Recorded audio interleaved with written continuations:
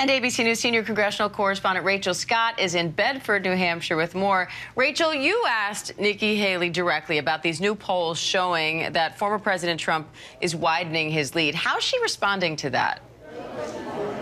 She's largely dismissing these new polls, and for one good reason here. She knows the strength of the independent vote here in New Hampshire.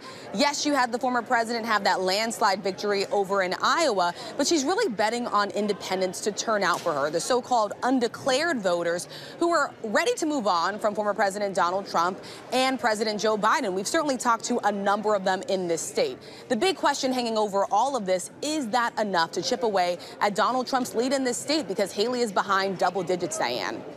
That said, Trump has been stepping up attacks against Haley. He recently falsely suggested that she's ineligible to run because her parents weren't citizens when she was born.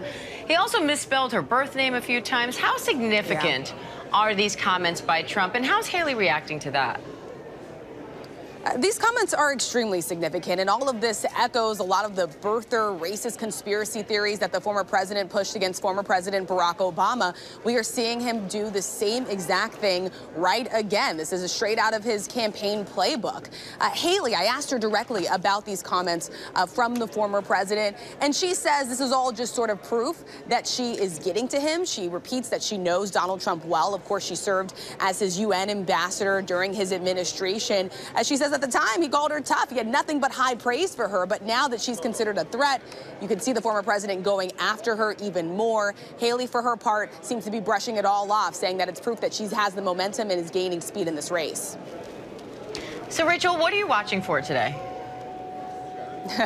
Well, I hate to be, the cliche reporter out here when I say it all comes down to turnout, but in so many ways it does. And so look at us. We are here now at this polling location here in Bedford. You can see the line here starting to build. We were here really early this morning. 100 people were lined up before the polls even opened here at 7 a.m. By 8 a.m., I was told that over 500 people had already voted in this location. And so that's what it's really going to come down to at the end of the day. We talked about how Iowa had that historically low turnout.